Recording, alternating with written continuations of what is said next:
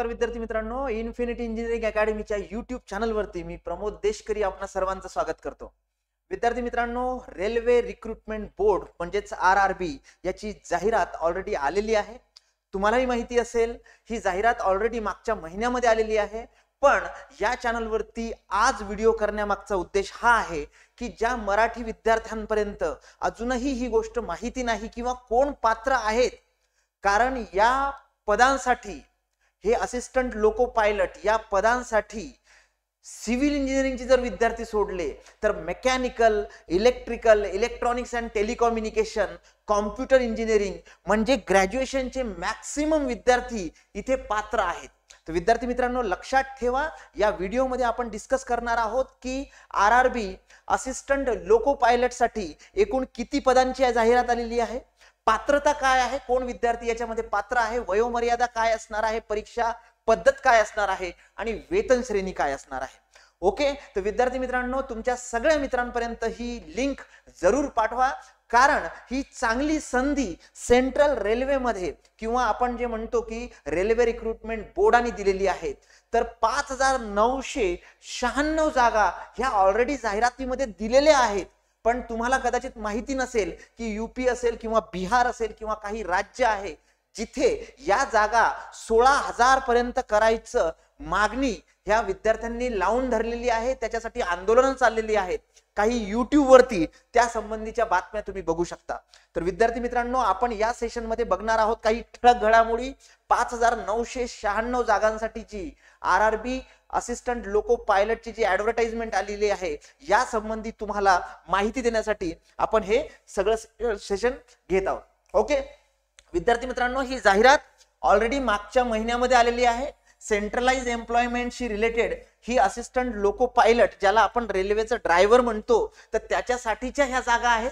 कोण पात्र असणार आहे, पदे कुठली असणार आहे, हे सगळे या सेशन मध्ये बघणार आहोत. आपल्या YouTube चॅनलला सबस्क्राईब करायला विसरू नका. खालची जी घंटी आहे ती प्रेस करायला विसरू नका, म्हणजे असेच अपडेट तुमच्यासाठी आम्ही घेऊन येऊ. ओके, तर विद्यार्थी मित्रांनो, जी जाहिरात आलेली आहे ही 20 जानेवारीला आलेली आहे आणि तेव्हापासूनच ज्याला म्हणतो आपण की फॉर्म फिलिंगची डेट सुरू झालेली आहे. तर मागच्या महिन्यात 20 तारखेपासून फॉर्म भरता येत आहेत आणि शेवटची जी तारीख आहे फॉर्म भरण्याची ती 19 फेब्रुवारी असणार आहे, रात्री 12 वाजेपर्यंत. तर विद्यार्थी मित्रांनो, closing date for submission of application शेवटची तारीख 19 फेब्रुवारी आहे. आणि तुम्हाला जर त्याच्यामध्ये काही अपडेट करायचे असेल, काही स्पेसिफिक पर्टिक्युलर मॉडिफिकेशन करायचं असेल, पेमेंटची रिलेटेड अपडेट करायची असेल, तर ते 20 तारखेपर्यंत हे तुम्हाला दिलेलं आहे. त्यांनी काय म्हटलंय की date of modification window for corrections in application form with payment of modification fee. Additional fee त्यावेळेस भरावी लागणार आहे तुम्हाला.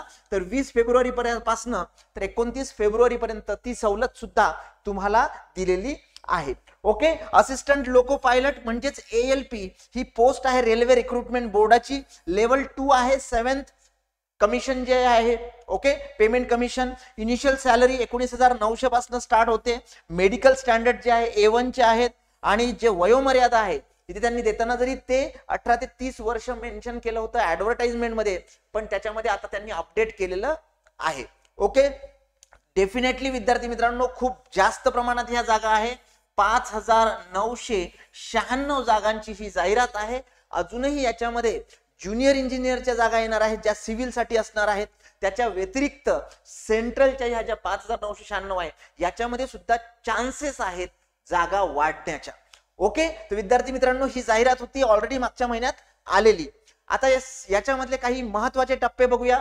सगळ्यात महत्वाचं की नॅशनॅलिटी आणि सिटिझनशिप कोणतं चालेल, तर candidate must be citizen of India. बाकी त्यांनी नेपाळ, भूटान हे सगळं मेन्शन केलेलं आहे. पण आपल्याला माहिती आहे नॅशनॅलिटी इंडियन जर असेल तर तुम्ही फॉर्म भरू शकता. महाराष्ट्रात जे विद्यार्थी आहेत ते इथे सगळे पात्र असणारे आहेत या बेसिसवरती. बाकी वाचायची गरज नाही, कारण त्यांच्यामध्ये त्यांनी बाकीच्या कंट्रीच्या स्पेसिफिकली सुद्धा काही भाग जो आहे ते इन्फॉर्मेशन दिलेली आहे. पण आपण भारतीय आहोत तर आपण पात्र आहोत. ओके, त्यानंतर विद्यार्थी मित्रांनो, जे एज रिलॅक्सेशन आहे बघा. ओके, 1 जुलै 2024 दिवशी जे काही म्हटलेलं आहे त्यांनी, तर सुरुवातीच्या जाहिरातीमध्ये 18 ते 30 वर्ष त्यांनी म्हटलेलं होतं. 18 मिनिमम पाहिजे आणि 30 वर्ष जे आहे ओके, मॅक्सिमम पाहिजे असं त्यावेळेस म्हटलं होतं, पण याच्यामध्ये ऍडिशनल अमेंडमेंट आत्ताच आलेली आहे आणि त्याच्यानुसार त्यांनी काही रिलॅक्सेशन दिलेलं आहे. डेफिनेटली याच्यामध्ये काही कॅटेगरीचे जे विद्यार्थी असतात त्यांना ऑलरेडी 5-5 वर्षाचं रिलॅक्सेशन असतं. फॉर एक्झाम्पल जर SC ST कॅन्डिडेट असेल, हे मी सेंट्रल बद्दल बोलतोय त्याच्यामुळे इथे SC ST OBC EWS आणि अनरिझर्व एवढ्या कॅटेगरीज असतात आणि त्यावेळेला तुम्हाला जे सर्टिफिकेशन लागतं रिलेव्हंट रिझर्वेशन घेण्यासाठी, तर तेही लक्षात घ्या तुम्ही की तुम्हाला सेंट्रलचं लागणार आहे, तुम्हाला स्टेटचं चालणार नाही. ओके, तर SC ST साठी 5 वर्षाचं रिलॅक्सेशन असेल, OBC साठी 3 वर्षाचं रिलॅक्सेशन असेल, त्याच्या व्यतिरिक्त एक्स सर्व्हिसमॅन आहे किंवा जे ऑलरेडी कामावरती आहेत त्यांच्यासाठीचं एज रिलॅक्सेशन त्यांनी दिलेलं आहे. ओके, तर विद्यार्थी मित्रांनो लक्षात घ्या, हे एज रिलॅक्सेशन जे आहे स्पेसिफिकली 18 ते 30 वर्ष त्यांनी त्याच्यामध्ये मेन्शन केलेलं आहे. आणि lower limit of date of birth जे आहे नॉट आफ्टर, तर 1/7/2006 नंतरचा जर कोणाचा जन्म असेल म्हणजे 1 जुलै 2006 नंतरचा, तर ते विद्यार्थी इथे पात्र नसणार आहे, कारण ते तुमच्या 18 वर्षापेक्षा कमी असणार आहे. ओके, येते लक्षात. आता सगळ्यात महत्वाचं ते म्हणजे शैक्षणिक अर्हता काय आहे, एज्युकेशनल क्वालिफिकेशन काय आहे. तर इसेन्शियल क्वालिफिकेशन काय म्हटलेलं आहे बघा, त्यांनी ते ॲनेक्सर A मध्ये दिलेलं आहे ऑलरेडी. फक्त त्याच्यामध्ये लक्षात घ्या, ITI असेल, डिग्री असेल, डिप्लोमा असेल आणि कुठल्या ब्रँचचा ते सुद्धा आपण डिस्कस करणार आहोत. फक्त एवढं मात्र इथे हायलाइटेड मी करू इच्छितो की जे विद्यार्थी परस्युइंग आहे किंवा फायनल इयर मध्ये आहेत, मग ते डिप्लोमाच्या असो, डिग्रीच्या असो किंवा ITIच्या असो, ते विद्यार्थी इथे पात्र नाहीत. तुमच्याकडे कंप्लीट रिझल्ट पासचा हवा आहे आणि तरच तुम्ही फॉर्म भरू शकता. Those awaiting results of their final examination of the prescribed education technical qualification should not apply. म्हणजे परस्युइंग विद्यार्थी इथे पात्र नाहीत. ठीक आहे, इसेन्शियल क्वालिफिकेशन आपण बघणारच आहोत, कारण ते ॲनेक्सर A मध्ये दिलेलं आहे की कोण कोण पात्र असणार आहेत, कुठल्या कुठल्या स्ट्रीम्स इथे पात्र असणार आहेत. ओके, एक्झाम फी नॉमिनल आहे 500 रुपये तुमच्या अनरिझर्व कॅन्डिडेट साठी, सगळ्यासाठी, आणि 250 जी आहे ते for candidate who belong to SC ST ex serviceman, female, transgender, economically backward class, minorities. Okay, तर ह्या सगळ्यांच्यासाठी 250 रुपये त्यांनी फी दिलेली आहे. डेफिनेटली त्यांनी काय म्हटलंय, refund of examination fee for those attending computer based test 1 CBT 1. Okay, all candidates must clearly mention that their bank details in their application form. Okay, name of the account holder, account number, IFSC code हे सगळं तुम्हाला द्यावं लागणार आहे. For receiving the refundable portion of their examination fee ₹400 or 250 as applicable minus bank charges. Okay, तर refund साठी सुद्धा त्यांनी ती प्रोसिजर दिलेली आहे. The responsibility for furnishing correct bank account, जर तुमचं चुकीचं वगैरे असेल तर डेफिनेटली ते तुम्हाला मिळणार नाही. CBT शी related for those attending CBT 1. Okay, आता no objection certificate NOC from the present employer. तुम्ही जर ऑलरेडी कार्यरत असाल, एखाद्या डिपार्टमेंटमध्ये काम करत असाल आणि इथे तुमचं सिलेक्शन स्पेसिफिकली तुम्ही त्याच्यासाठी अप्लिकेशन करणार असाल, तर तुम्हाला NOC लागणार आहे की तुम्ही ही परीक्षा देऊ शकता.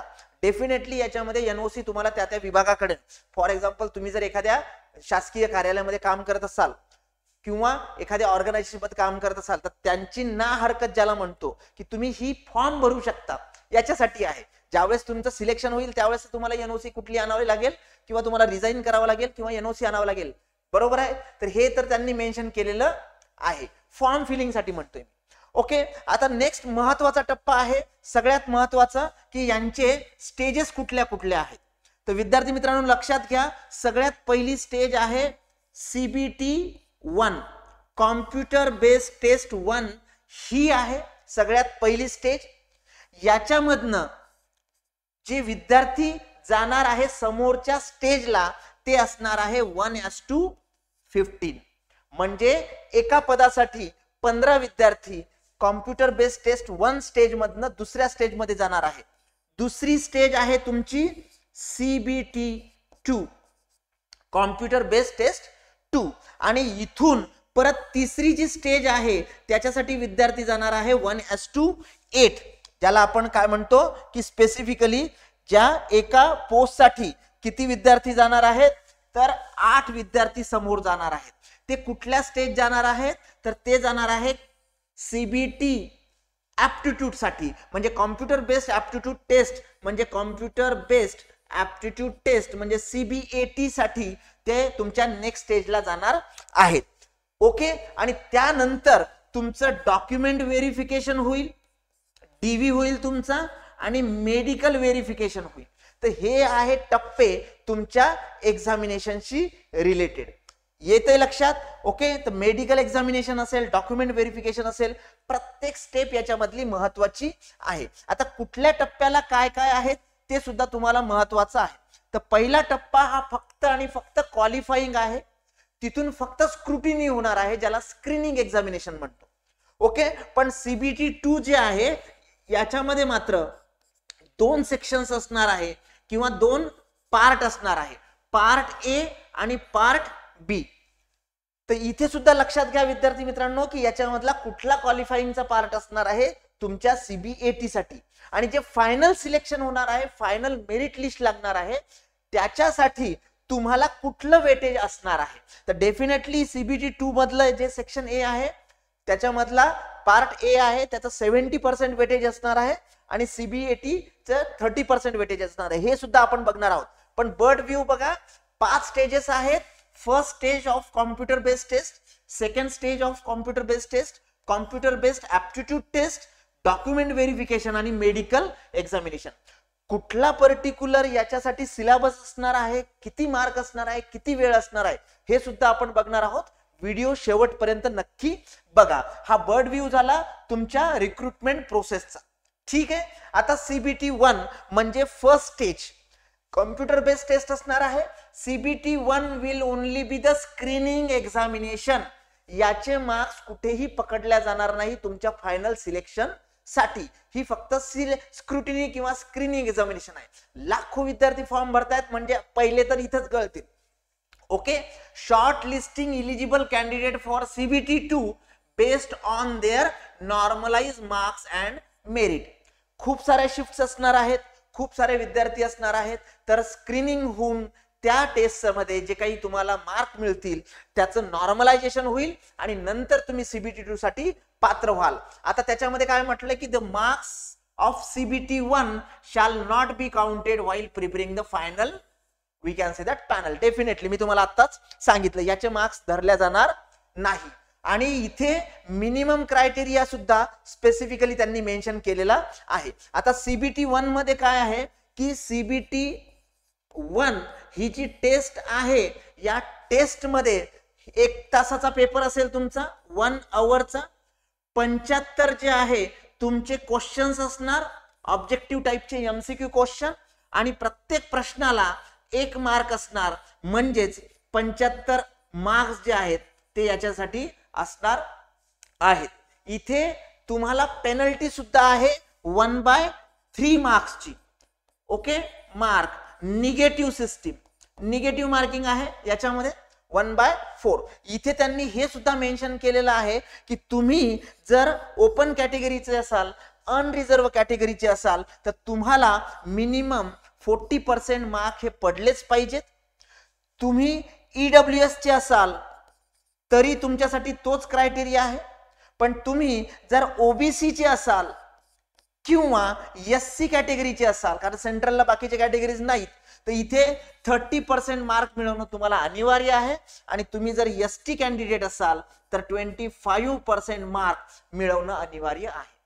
CBT 1 only screening, no mark will be consider for the final selections. 75 मार्कांची 75 प्रश्नांची 1 तासाची टेस्ट होणार आहे. त्याच्यामध्ये मिनिमम मार्क्सचा सुद्धा क्रायटेरिया आहे आणि निगेटिव्ह मार्किंग सुद्धा आहे. मल्टिपल शिफ्ट असणार, त्याच्यामुळे नॉर्मलायझेशन हे होणारच आहे. येते लक्षात? तर हे सगळं काय आहे, हे आहे तुमच्या सीबीटी 1 साठीचं. येते लक्षात? आणि ओबीसी, एससी, एसटी जे शॉर्ट लिस्टेड कॅन्डिडेट्स आहेत सीबीटी 2 साठी तुमच्या स्टँडर्ड रिझर्वेशन नुसार, तर ते सुद्धा तुम्हाला ते कन्सिडर करणार आहेत. आता लक्षात घ्या की सिलेबस काय आहे सीबीटी 1 साठी.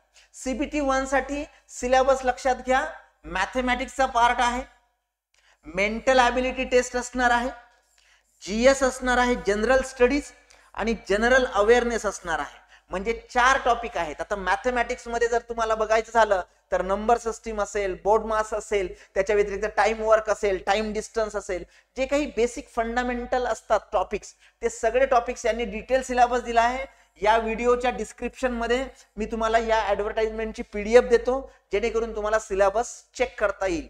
मॅथमॅटिक्सच्या अंडर हे टॉपिक आहे. मेंटल ॲबिलिटी मध्ये अनालॉजीज असेल, नंबर सिरीज असेल, कोडिंग डिकोडिंग असेल, रिझनिंगचे पार्ट, हे सगळं असणार आहे.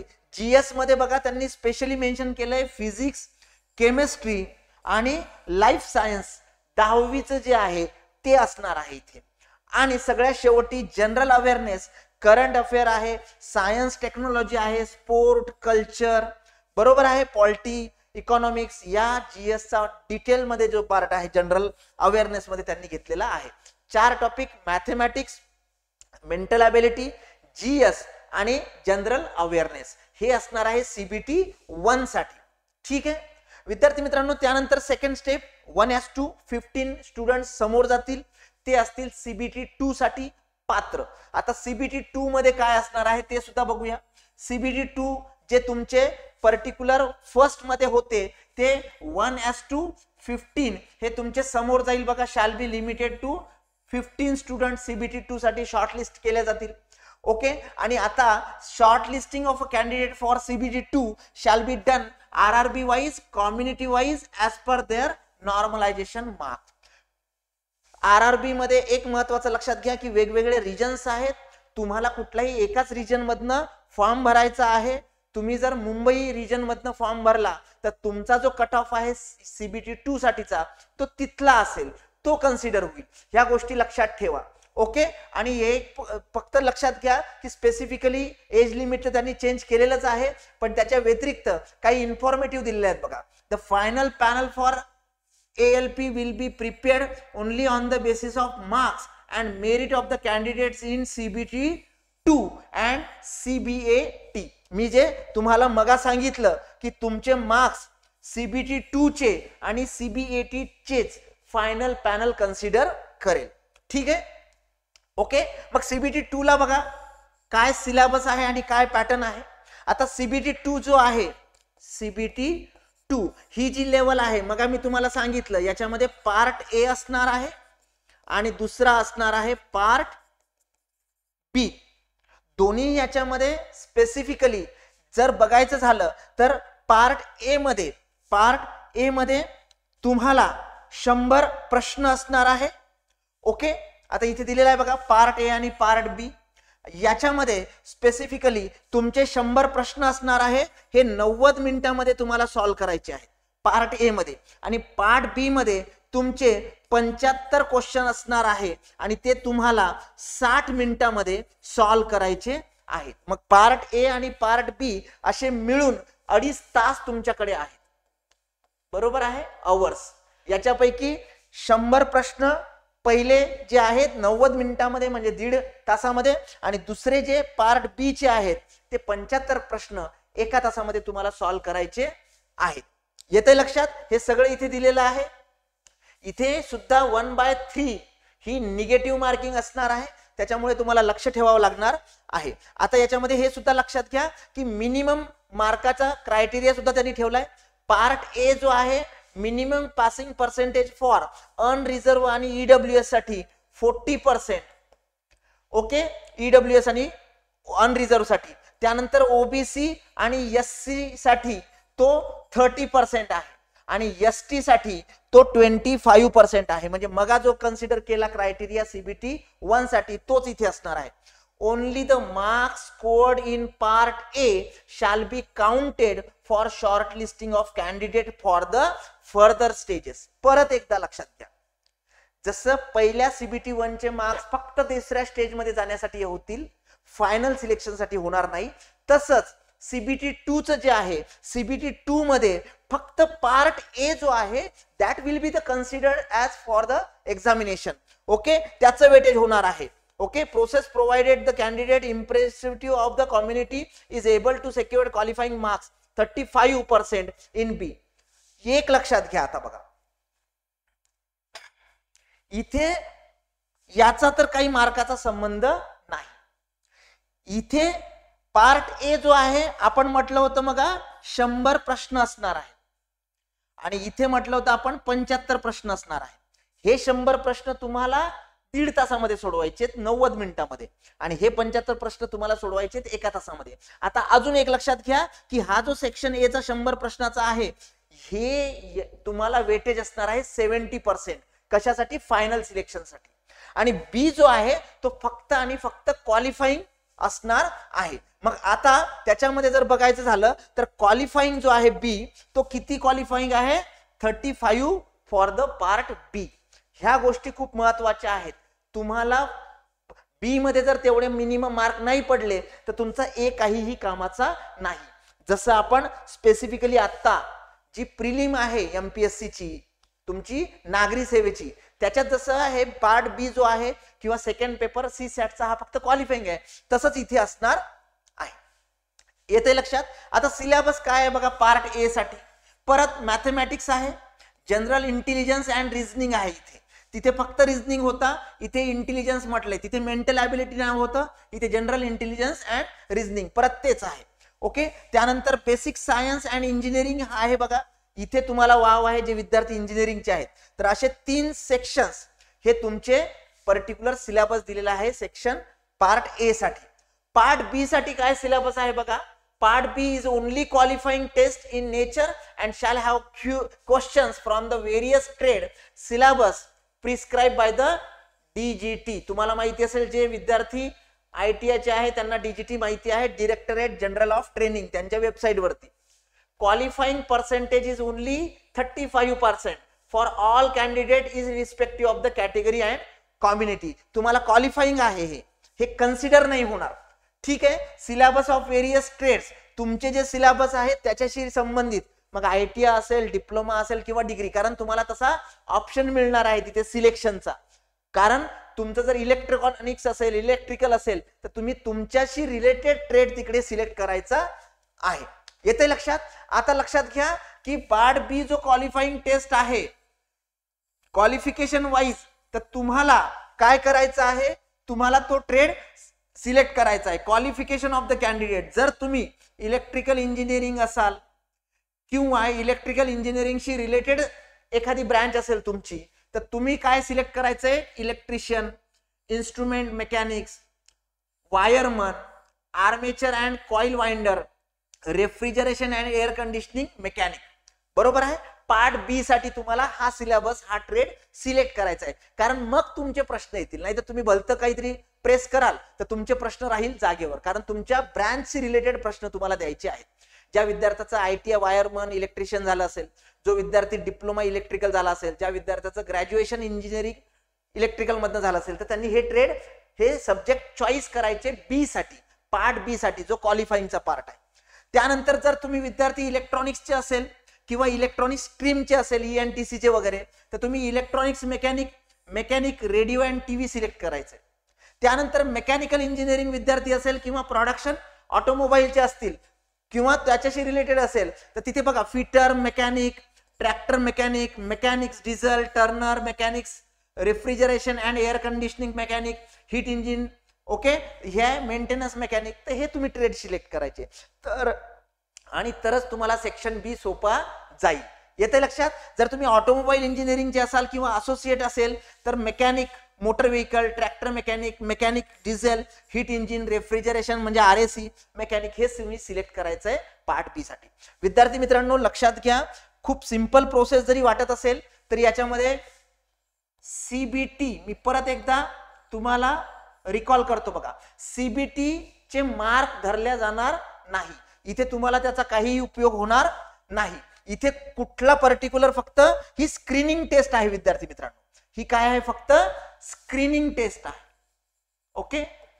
मग इथून सेकंड राऊंड मध्ये किती विद्यार्थी जातील? 1:15. एका पदासाठी किती? तर एका पदासाठी तुमचे विद्यार्थी जातील 15. त्यानंतर दुसरी टेस्ट कुठली आहे? लेवल ती आहे तुमची CBT 2. आता CBT 2 नेक्स्ट स्टेज कुठली आहे? Computer based aptitude test. ही जी आहे याच्यामध्ये किती विद्यार्थी जाणार आहे? 1:8 ओनली. बरोबर आहे. मग आता CBT 2 मध्ये किती सेक्शन्स होते तुमचे? 2 पार्ट होते, पार्ट ए आणि पार्ट बी. पार्ट ए जो आहे त्याचेच मार्क तुमचे कन्सिडर होणार फायनल सिलेक्शन साठी 70% मार्क. येते लक्षात इथे. आणि याच्यामध्ये त्यांनी 4 सब्जेक्ट दिलेले आहेत तुम्हाला. आणि पार्ट बी जो आहे तो फक्त क्वालिफाईंग पार्ट आहे. आणि इथे लक्षात घ्या की 35% इररेस्पेक्टिव्ह ऑफ युअर ब्रँच तुम्हाला पडलेच पाहिजे तरच तुमचे हे व्हॅलिड होतील ए चे, नाहीतर तुम्ही सिलेक्ट होणार नाही. याचे मार्क नाही पकडले जाणार, पण याला क्वालिफाय करण्यासाठी हा लागणारच आहे. आणि एच मी तुम्हाला सांगितलं की स्पेसिफिकली इथे तुमचे 100 प्रश्न असणार आहे MCQ, आणि ते तुम्हाला सॉल्व्ह करावे लागणार आहे. ओके. मग CBT नंतर तुमचं जे काही असेल डॉक्युमेंट व्हेरिफिकेशन, आणि त्यानंतर काय असेल तुमचं मेडिकल एक्झामिनेशन असेल. मग इथे त्यांनी काय केलं की CBT ला सुद्धा वेटेज ठेवलेलं आहे. तर इथलं वेटेज आणि इथलं वेटेज असं मिळून तुमचं सिलेक्शन होणार आहे. ते इथे तुम्हाला सेक्शन बी, CBT मधला जो सेक्शन बी आहे याच्यासाठी तुम्हाला तुमचा ट्रेड सिलेक्ट करायचा आहे. तुम्ही चुकीचा ट्रेड सिलेक्ट करायचा नाही. तुमच्या ब्रँच नुसार, तुमची ब्रँच जी काही असेल त्याच्यानुसार तुम्हाला सब्जेक्ट किंवा ट्रेड सिलेक्ट करावा लागेल, जेणेकरून तुम्हाला जे काही मिनिमम रिक्वायरमेंट आहे त्यांची तेवढी तुम्हाला पर्टिक्युलर मार्क्स घ्यायला मदत होईल. येते लक्षात? ठीक आहे. आता जो नेक्स्ट स्टेज आहे कॉम्प्युटर बेस्ड ऍप्टिट्यूड टेस्ट, याच्यामध्ये काय पर्टिक्युलर असणार आहे? तर candidate equal to 1:8 times number of ALP vacancies. 1:8 विद्यार्थी हे पात्र होतील तुमच्या CBAT साठी. येते लक्षात? आता CBAT मध्ये हे सुद्धा लक्षात घ्या की दी मार्क्स इन पार्ट ए हे महत्वाचे आहे, आणि पार्ट बी जो आहे तो फक्त क्वालिफाईंग पार्ट आहे. मग मी तुम्हाला सांगितलं किती पर्सेंटेज तुम्हाला लागणार आहे. आता एक लक्षात घ्या की such short listed candidate should produce their vision certificate. जे विद्यार्थी CBT 2 मधनं CBAT मध्ये जातील त्यांनी पहिल्यांदा तिथे विजन सर्टिफिकेट द्यायचंय. तुमचे जे दृष्टीदोष नाही याच्या संबंधित सर्टिफिकेट द्यायचंय, कारण हे लोको पायलटचा जॉब असणार आहे आणि ते ओरिजिनल ड्युरिंग द CBAT साठीच लागणार आहे. त्या स्टेजला ते व्हेरीफाय करतील, नाही तर failing which they will not permitted to appear for the CBAT. तुम्हाला त्याच याच्यामध्ये बसता येणार नाही. Okay. It is mandatory to clear each test battery section of CBAT separately. हे करावं लागणार आहे. CBATचा जो एक्झाम असणार आहे इंग्लिश आणि हिंदी मध्ये असणार आहे, याला निगेटिव्ह मार्किंग नसणार आहे. ओके. मग आता हे सुद्धा लक्षात घ्या, CBAT शी रिलेटेड जे काही तुम्हाला पर्टिक्युलर इन्फॉर्मेशन पाहिजे असेल तर त्यांनी 2 वेबसाईटचे नावं दिलेली आहेत. त्या वेबसाईट वरती तुम्हाला संपूर्ण माहिती मिळून जाईल. आता क्वालिफाईंग मार्क बघा. क्वालिफाईंग मार्क जे आहे all candidate irrespective of your community, your category, reservation. येते लक्षात? Must secure minimum top score of 42. तेवढा तुम्हाला मिळालाच पाहिजे in each test battery separately to qualify the CBAT. CBAT जर क्वालिफाय करायचे असेल तर मिनिमम एवढे पर्टिक्युलर मार्क्स जे आहेत, स्कोअर जो आहे तो झालाच पाहिजे. आणि मेरिट लिस्ट जी आहे ती candidate qualifying in the CBAT, ज्यांनी CBAT ही स्टेज क्वालिफाय केली, 70% weightage to be given for the mark obtain in part A. मगा जे मी तुम्हाला सांगितलं होतं की पार्ट ए ला वेटेज असणार आहे, तर किती पर्सेंट वेटेज असणार आहे? 70% वेटेज असणार आहे पार्ट ए ला CBT 2 स्टेजच्या. आणि राहिलेलं जे आहे 30% weightage for score obtain in the CBAT. CBAT मधला जो स्कोअर असेल तुमचा, मिनिमम 42 तर पाहिजेच पाहिजे, पण जो काही स्कोअर असेल त्याच्या 30% कन्सिडर होईल तुमच्या फायनल मेरिट लिस्ट साठी. येतंय लक्षात विद्यार्थी मित्रांनो? तर ह्या गोष्टी लक्षात घ्या. CBAT चे 30% आणि इथल्या ए चे 70%, हे तर क्वालिफाईंग आहे. हे दोन मिळून तुमचं नेक्स्ट सिलेक्शनसाठी तुम्ही जाल. पण त्याच्यासाठी विजन सर्टिफिकेट तुम्हाला सीबॅटला जायच्या अगोदर सादर करायचंय, कारण त्याच्याशिवाय तुम्हाला सीबॅट मध्ये बसू देणार नाहीत. येते लक्षात? आता ही जी पोस्ट आहे विद्यार्थी मित्रांनो, असिस्टंट लोको पायलट, त्याला रेल्वेचा ड्रायव्हर म्हणूया आपण. खूप चांगली पोस्ट आहे. आणि लक्षात घ्या, याच्यामध्ये तुम्ही एकतर 10वी केलेलं असलं पाहिजे, 10वी प्लस तुमचं मॅट्रिक्युलेशन प्लस ITI केलेला असला पाहिजे. मग ITI चे ट्रेड्स त्यांनी दिलेले आहेत. NCVT असेल किंवा बाकी ट्रेड्स असतील, mechanic, electronic mechanic, mechanic motor vehicle, हे खूप सारे त्यांनी ITI चे ट्रेड दिलेले आहेत. सगळेच ट्रेड म्हणूया आपण. त्यानंतर बघा, तुम्ही जर डिप्लोमा केलेला असेल तर मॅट्रिक्युलेशन प्लस SSLC कोर्सेस जे आहेत ते तुम्ही केलेले असले पाहिजे, किंवा मॅट्रिक्युलेशन प्लस इथे त्यांनी म्हटलंय 3 year diploma in mechanical, electrical, electronics, automobile.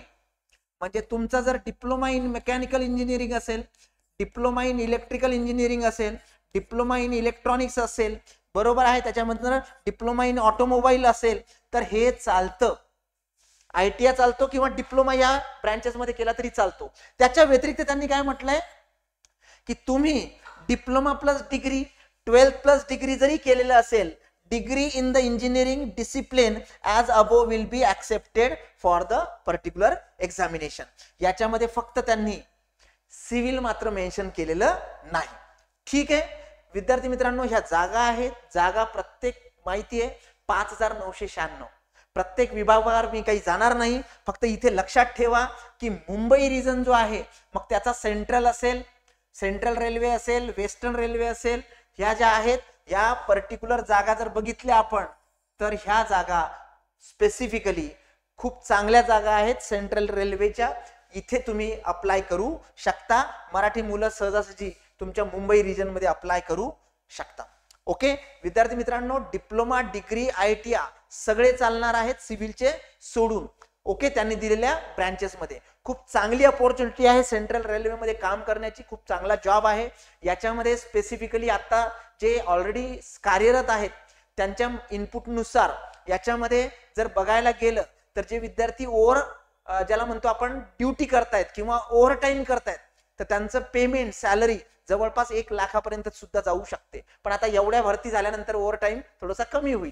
येते लक्षात विद्यार्थी मित्रांनो? जर तुम्ही इलेक्ट्रिकलचा डिप्लोमा केलेला असेल, किंवा ITI झालेला असेल तुमचा, विद्युत सहाय्यक मध्ये तुम्ही भरतीमध्ये भाग घेऊ शकता.